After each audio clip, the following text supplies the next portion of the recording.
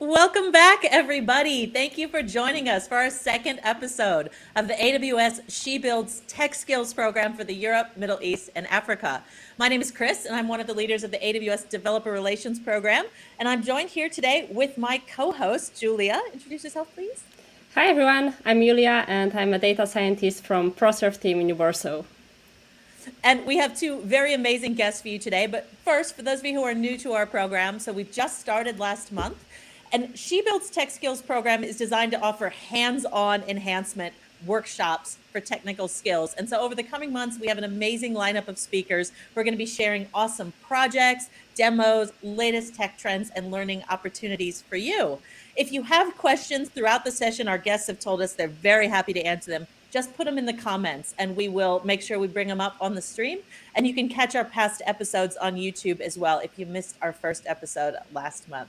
So who do we have with us today, Julia?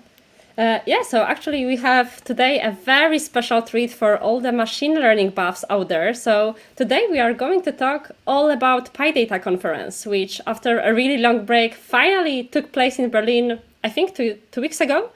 So this is our main topic for today. But also we are going to talk about an internal initiative in AWS called Machine Learning University. And we will also offer you a very special sneak peek into one of the courses offered on the platform there. And for that reason, we are joined today by our two awesome guests, two awesome data scientists from the Berlin team. By Lucia Santamaria, who is a part of the Machine Learning University team. And also by Antonia Schulze, who is a data scientist in the ML Solutions Lab. So hello guys, it's great that you had time to join us today. So Antonia, maybe we will start with you. Could you tell us a bit more about what you're doing at AWS and what is ML Solutions Lab actually? Perfect. Thank you for the introduction. So I'm Antonia. I'm a data scientist in Berlin, and I actually joined Amazon almost 3 years ago as an intern in Amazon operations in Luxembourg, and then converted to the techie side of the company to AWS. And now I'm part of the Machine Learning Solutions Lab. We're a global team of scientists and architects working on the most impactful use cases from our clients on the machine learning side. So we're trying to enable the businesses of our clients with state-of-the-art, research-driven machine learning use cases. And we're usually working on a proof of concept basis. So 8 to 12 weeks. And as soon as it goes into production, I'm actually handing over to you, Julia, to ProServe. So I'm working on the sweet side of the data scientist life, I would say so. That's true. I agree with this opinion. We got the hard parts. And how about you, Lucia? Hi, Julia, Chris. Thank you for having me here. I am Lucia, and I'm applied scientist in the Machine Learning University team. I've been with Amazon already for 5 years. The first 4, I was working in a team doing machine translation, but for the past year, I joined the Machine Learning University team as an instructor and curriculum developer. That means that I get to develop a curriculum for ML for our internal Amazonians and also for external customers, and I get to teach and deliver our instructional materials. The goal of the Machine Learning University team is to democratize machine learning education across the company, and it's a fantastic fit for me. I am so glad to have this role. My own background is in physics, but I transitioned from physics to data science and machine learning engineering over the past decade. So again, thank you for having me here. Looking forward to the discussion today. Wow, quite a lot of AWS experience on the call today. Amazing. Yeah, I think that 5-year people are like real veterans in the company here. Oh yeah, a yellow badge. I mean, people don't know that's you get the yellow badge. I'm impressed. Ooh. Oh. The real dinosaurs. All right, girls. So as far as I know, you both attended PyData Conference 2 weeks ago, and you were both on site over there, right? Exactly. I'm so jealous. My team goes to conferences all the time, but I haven't been to one in so long. Yeah, actually, for me, it was the first time attending PyCon, and then also attending it in person was super nice. But I also have to admit that after 2 years of pandemic, it felt so weird to be surrounded by so many people. I felt kind of safe wearing a mask all the time. But I really, really enjoyed PyCon. It was a nice format, so like 2 days in person, and you could choose between the more hands-on tutorials, but also you could like sit back and listen to other people talking and giving some normal sessions. So that's that's what I really enjoyed, because of all the socializing during like lunchtime and networking. The hallway track. Oh, Exactly. yeah. It was like, okay, I'm exhausted. There are too many people to talk to. So that was really a nice mixture. No, so in the breaks you were just putting on back your headphones to really like feel back safe. Exactly. I also felt out of shape in a sense, because for me it was the first conference in, I think, over for sure more than 5 years. So it was very exciting for me to be there in person. I have to give here a shout out to the organizers. I think it was brilliantly organized. The venue is fantastic, right at close to Alexanderplatz in Berlin at the Berlin Congress Center. And they made sure that it's true what Antonia said, there was a lot of people, 1,600 attendees, but they made sure that the parallel sessions were organized in such a way that the lunch breaks would not coincide at the same time. You could also tell that people were so excited to be back in person. There was this energy in the room that you could feel people being together again. And also I have to say they made a very nice thing, which was to allow both remote and in-person participation. So there was a room, an online room, where people could participate on the conference, and you could actually opt for the in-person or for the remote option with your ticket.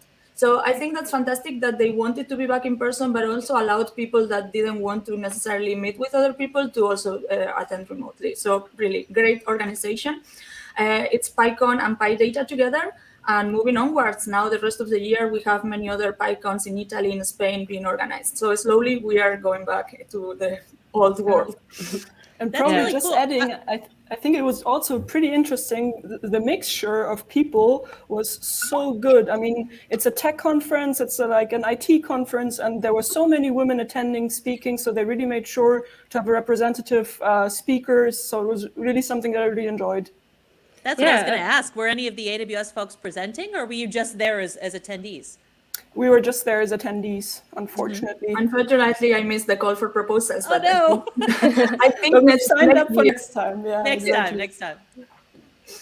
Yeah, but actually, I was checking the agenda for the conference, and like to point out what you've been saying, Antonia. Like I've seen that there were like really interesting tracks out there. Like I've seen one about toxicity. Like there was quite a lot of talks related to ethics. I think that's really nice that these topics are being tackled at the conferences, and they are getting more and more traction. Yeah.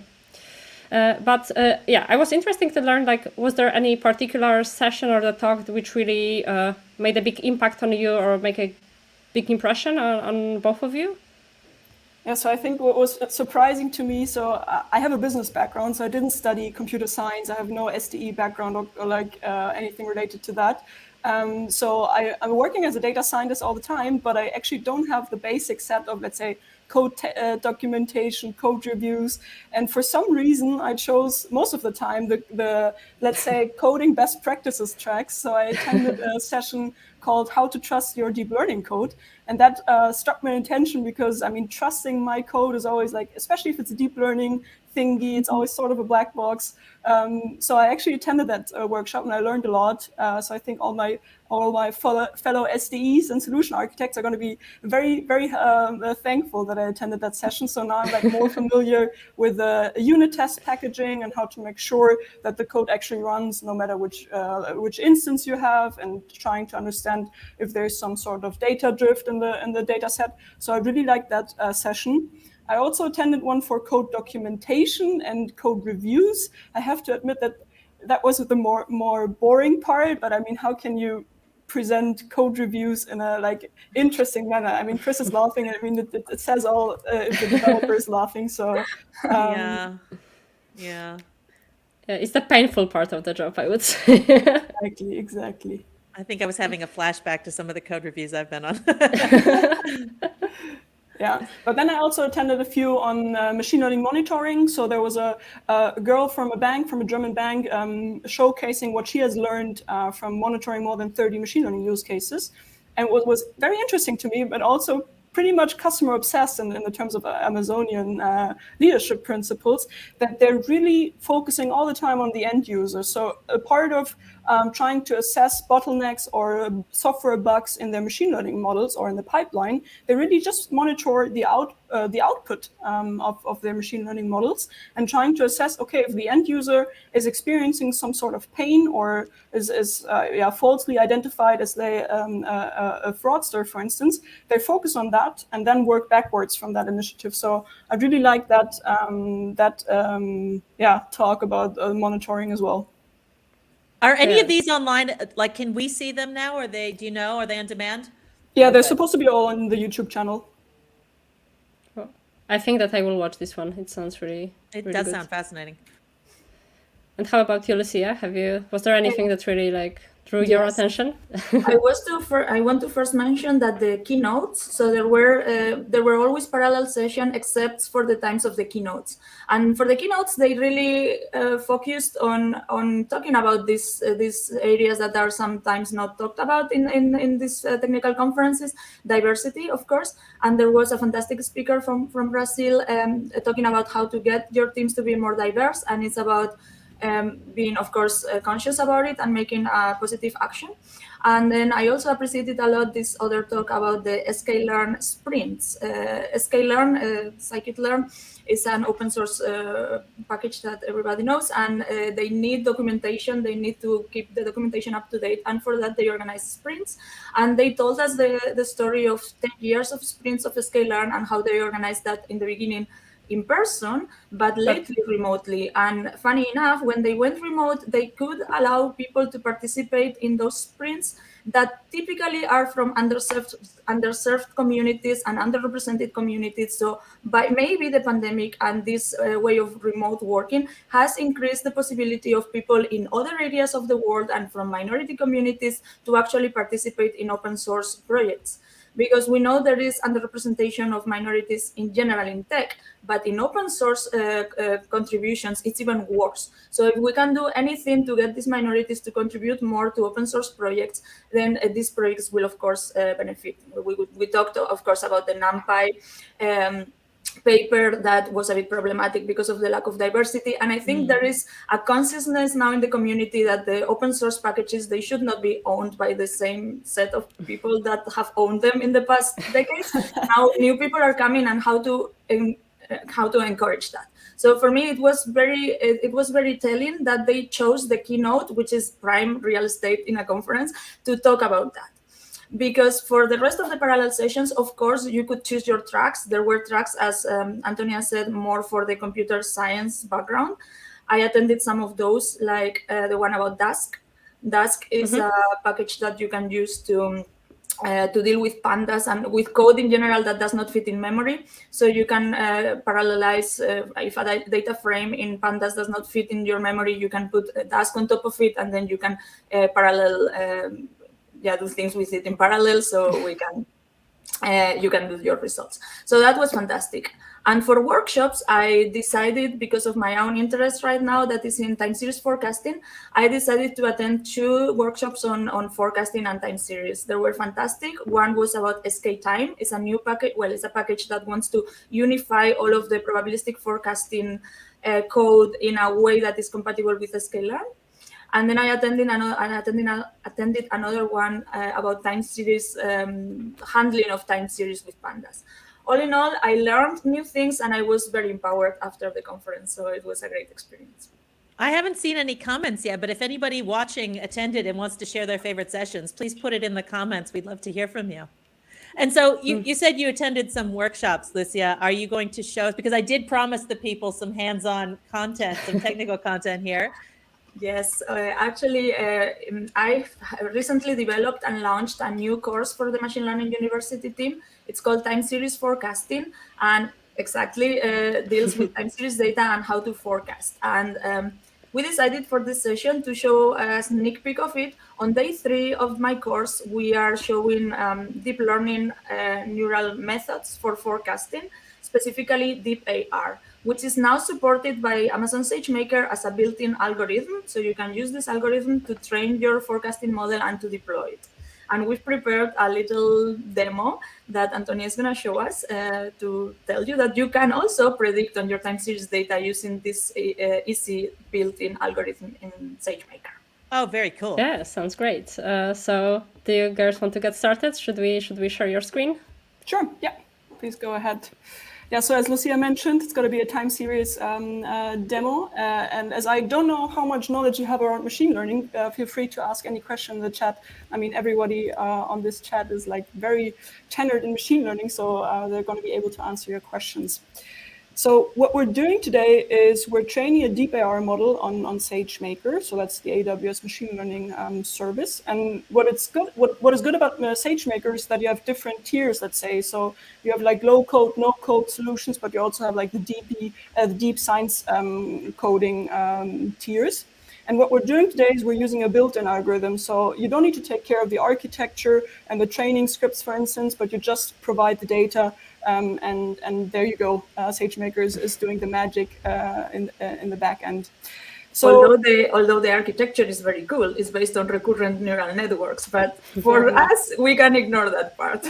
Exactly. So I wouldn't dive into the details of the deep AR model, but what it is, it's actually supervised learning algorithm. So supervised means that we have a target that we want to predict in the future based on its historical data.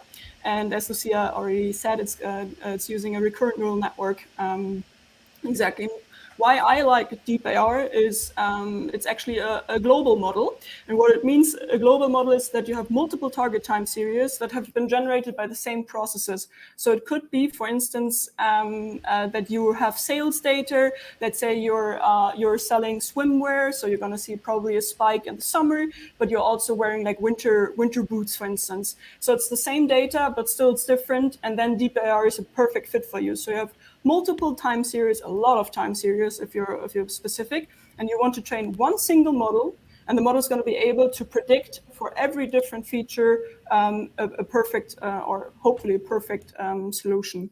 And what it's also capable of doing, it's able to solve a cold start problem. So if you have no data from the back from the history, you're still going to be able to get an accurate forecast because deep AR is looking at similar time series that it has been trained on before. And as we've said, since we're using SageMaker, it's the built-in algorithm. It's somewhat, we don't need to write complex training code. It's all handled in the back end. So let's dive into the demo itself. Can I just drop one question here? Yeah, because sure. you mentioned that deep AR algorithm is like learning from similar time series. How does it classify whether another time series is similar to this one or not? It's probably looking at some statistical features, so checking whether there's some seasonality that goes in the same format. But then also we have some metadata that you could add. So let's say you could say that swimwear is something related to the summer, or what would you say? You could probably add the location, for instance, of a shop to the data, so you can have some descriptive data as well. And then if you have a new data set or a new time series added, you can also provide that metadata such as a shop location, and then it's going to be able to identify what are the similar time series, for instance. Oh, that sounds super convenient, because I remember that like dealing with time series data, it's always super painful to like have this combination of dynamic and static variables, and Exactly. There you go. Deep AR is most probably going to help you. So what we're using is we're using a package called GlueMTS. It's an MXNet open source framework, and we're just using it to get some data for this tutorial. And the data set that we're using is the M4 data set. So the M competitions or Makridakis competitions are one of the most popular forecasting competitions. And we're using the M4, so it's from the fourth competition. And it's an hourly data set containing more than 414 time series data sampled at a 1 hour interval. And we can just call the getDataSet function from GlueMTS and save the training data in a JSON format into our local instance from the SageMaker notebook. And then if we want to have a look at the time series, so we can see it's a timestamp, and then we have some fairly large numerical value. And again, it's sampled at a hourly basis. But since we're talking about time series, let's have a look at some plots. Maybe just a 1 second break. So I see that there are a couple of people who has just joined us and might feel a bit lost tuning right in. So we've also seen that Sudden Gun, you are also a bit lost. So we are now hosting a live demo session of one of the machine learning university courses offered by AWS. And we are going through a time series example where we are trying to predict the sales volume data from M4 competition. And we're going to have more information about how you can upskill on machine learning if all of this is complete Greek to you. We will have more info on that. All right. So yeah, here you can see some of the plots. So we have different, so in this plot, we have 6 different time series data. And in machine learning, what you usually do, you have a training data set. So that data set is used for the model to learn certain parameters and to actually derive rules from the data set. And then in order to assess how accurate you are at predicting a certain variable, you have a test data set. So that's something that the model has not seen before, and you let the model predict the value, and then you can compare it against the ground truth, is what we call it. And in time series data, what we do, we just split a chunk of the past data set. So this is indicated here. So in blue, that's all the data set that we're going to use to train our model and to learn the different rules. And then we can test it against the smaller chunk in the end. Is there a rule, Antonia, for how much of the data set you use for testing? When I've done it, I've done 80-20. Is that? Yeah, 80-20 would be the regular split, I would say, yeah. But it really depends. I mean, also in time series, you should consider to have the whole, let's say if you have a season, a full year or so, I mean, it's always better to have every single time series component in the test data set as well. But I mean, it depends on how much data you have available, right? So it's depends case by case, but yeah, 80-20 would be the first go-to that I would recommend as well. Yeah, so then we have now the training data set on our SageMaker notebook instance. And what we have to do now, we have to actually upload it to S3. So S3 is the AWS service for our storage solution. And what we're just doing is we're using some SageMaker Python package to upload all these files into a certain SageMaker S3 bucket. So here you can see that's our S3 landing page, and we have a DPR SageMaker subfolder created. And what we're having here is we're uploading the training data set and the tested data set so that we can pinpoint the SageMaker training job to the right S3 location so that it can take the data from there. So that's what we're having, that's what we have done here, but we also need to specify, for instance, the output path. So everything that we have trained, where should it land? Where do we want to derive it in S3? And that's also the same subfolder, just with the output prefix, for instance. So now we have the data in S3, and now we can turn to SageMaker. And in order to use SageMaker, as Lucia said, we're using a built-in algorithm. We can just grab the container image for the DeepAR forecasting algorithm and store that URI in our variable. And then we have to actually pinpoint the estimator object. For me, it's always, I usually refer to it as the model. So we're specifying all the different parameters in that estimator object, such as the image URI. Then we can also, that's the beauty of using a built-in algorithm or a cloud service in general, we can specify the instance type. So how much memory do we need? Do we need GPUs or CPUs? You can all specify that here with the respective instance type that you've chosen. And you could also do distributed training or multi-CPU training if you add some more instances here, if your data set is really large, for instance. One thing I wanted to mention, Antonia, for people who haven't seen Jupyter notebooks before, because I remember the first time I saw one, you actually run the code. You can, with a notebook, that's the advantage, right? It's got the text, but you can actually run this code as you go through it. Exactly, yeah. I didn't do it so far, but we can actually run the code itself here. That's true. Yeah, now that we have the estimator object specifying all the parameters with the output path and as such, we can then think about the hyperparameters. So those are actually parameters related to machine learning. So we can specify all of them in a JSON or in a dictionary format. So we have to tell SageMaker or DeepAR at what frequency is our data sampled. So we have the hourly data set. Then we can also think about the context length and the prediction length. So the context length is how much in the back should the data look, should the model look like to understand or predict the future. And usually those are the same. So you can see it here. They have the same variable attached, and this is on purpose because we're trying to get 48 hours, so 2 days of data from the past to predict the next 48 hours in the future. But isn't it always the best to use like the maximum available historical data? So Not because for, this is, I understand, as this context length, right? Yeah, but not for time series data, I would suppose so. But maybe Lucia can chime in there. Depends on how much you think the causality in the past affects the future. If you think the process is having an hourly seasonality, then the hourly interval is more relevant, and therefore having 2 or 4 or 7 days is not going to change that much if you think that your causality goes back only in the hour. It depends, of course, on the underlying process that is creating the time series. All right, all clear.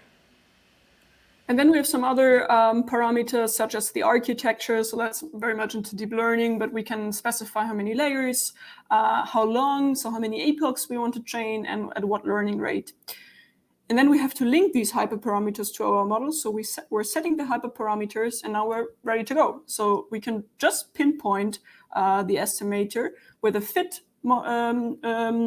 function, and then the model is going to be trained. Obviously, we just need to specify where's our data. So we have the train data and the test data from S3. And then SageMaker is going to spin up the requested instance, and you can start the model training. I'm not going to go into too much detail here, but it's essentially logging at each epoch our metrics. So what's the loss, what's the average epoch loss, and how much samples can I train on per second, for instance.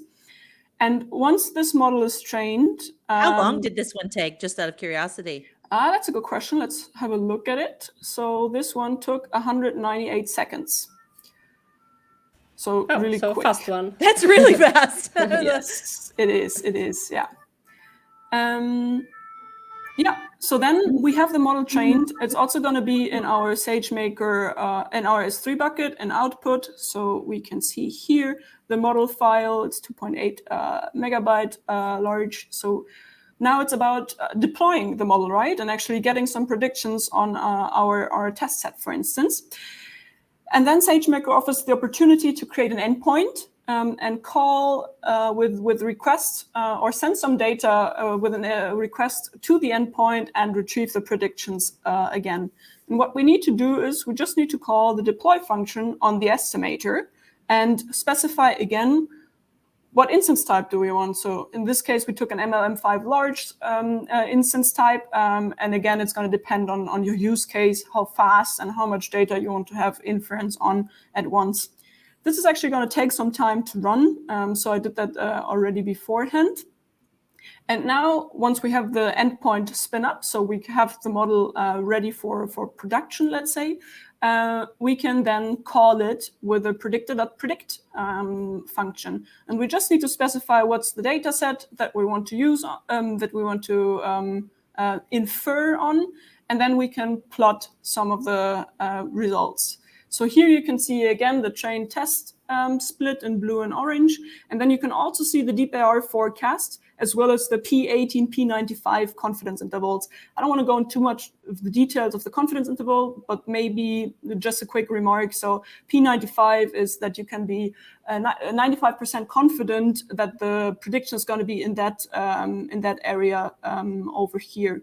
And you can see that DeepAR is doing a good job for some time series, but it also probably needs some further retraining on different time series. But again, it was a demo, so I didn't retrain on too much data.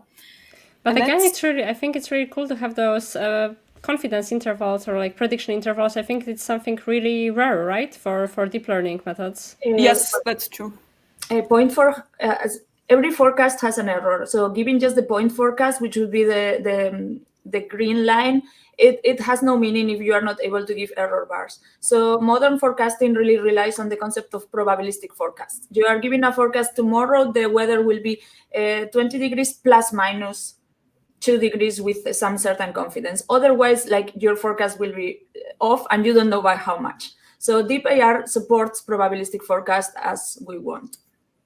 Just a time check, ladies. We need to start wrapping it up. Yes. Yes, that's already wrapping it up on my hand as well. So just a few comments. Also, as Lucia already mentioned, that you have to estimate how off you are. You can actually also compute some metrics. So here are just some mean absolute error or mean absolute percentage error that you can then compute based on the predictions that you're having to assess how good are you at predicting something. And then last but not least, you should always make sure that you're not occurring extra costs while not needing certain solutions. So we can then just delete the endpoint after the demo is run, and we'll make sure that there's no instance running anymore. So what we have done is we've trained a model using SageMaker capabilities in the cloud very seamlessly with not a lot of technical or scientific code as we usually need to do in machine learning. And yeah, hope you have learned something today, and happy to take any questions as well. That's fantastic. Yeah. Thank you so much. Yeah, like running the deep learning code in less than 15 minutes, like it's really, there has been progress made over the last couple of years here, definitely. That's true. Absolutely. And so this is one section of a bigger course. So maybe that's our segue to ML University. Exactly. Do you want to talk a little bit about that, Lucia? This is the third day of the course. In the second day, we talk about classical methods for forecasting, because forecasting is a field that has, of course, 100 years of history, and there had been other statistically based methods that also work for some kind of problem. So we talk also about ARIMA methods and exponential smoothing methods. All in all, it's a course that wants to show you what's possible in the field of time series and forecasting. And that is only one of the courses that Machine Learning University offers. We do have our accelerated courses. In 3 days, we teach you about computer vision, natural language processing, graph machine learning, so machine learning on graph data. We also have the courses for non-technical people. We also have no-code courses like machine learning for business leaders. So for people with a profile of a product manager or a manager that wants to know how machine learning should be understood and managed, we also have courses that teach you what is ML with little code and little mathematics. And also we have courses for the people that want to go in depth about reinforcement learning, for instance. We also have courses on neural networks, deep learning, and decision trees, and fundamentals of mathematics for machine learning. We really offer a broad palette of courses. And I just want to encourage everybody interested in our courses to check out our externally facing URL that I think we can share at this point. Yeah, well, one of the comments was they hadn't heard of Machine Learning University. They're asking, is this free? Is it on a set schedule with a live instructor? Is this something they can do on their own time? We have some of our offerings already pre-recorded, and it's like self-hosted. So you just watch the videos, and we have the materials that you can run yourself. Because all of our courses, no matter how deep and advanced, they come always with hands-on exercises and real applications on real Amazon data. So we want to be very applied. We want to show you the theory, but also the application in a real problem. Yes. And we have a URL. I think we can share the URL for that too. Cool. And that's not just, as you say, it's the curriculum we use for AWS staff, but we actually are now making this available to people outside the company. Exactly, externally facing external customers, and probably soon we will also have other external engagements, but I won't say anything about that yet. Ooh. And did you say, was it free? Did you say that? It's of course completely free, yes. Perfect. That's music to my ears. All right. Yeah. Well, I think also, we need to one more thing that I think it's worth mentioning is that of course, like some of you probably have already AWS accounts where you can run all those examples and courses, but also what has been launched not that long ago was that SageMaker Studio Labs, which can be accessed for free if you are new to the field, or if you just don't have your own AWS account, so that you can really like see how these things work in action without any additional costs. That's what someone was just asking, whether they were going to incur charges for running the machine learning models you've mentioned. So I guess if you use the Studio Lab, that takes care of some of that. Yeah, there is some free tier available, so make sure to check it out. Definitely take advantage of that. Yeah. All right. I think it's slowly time to wrap it up. Yeah, end of episode 2 already. That was such a wonderful demo. Thank you so much, Lucia and Antonia. That was wonderful. Thank you for having us. Of course. All right. So what is coming up next, Julia? Yes, so we have a couple of announcements to make. So, of course, PyData is not the only chance to see some of us face-to-face, and we have a couple of EMEA summits coming up in next month. So if any one of you is watching us from England, make sure to join us tomorrow in London for the London Summit. A lot of my team are there right now, getting ready, hard at work. But there are, of course, many other locations. So Madrid coming up next, Stockholm, Berlin. And Berlin should be a big treat for you because Chris will be there. I've been rehearsing hard. I'll be there. So make sure to join Chris in Berlin.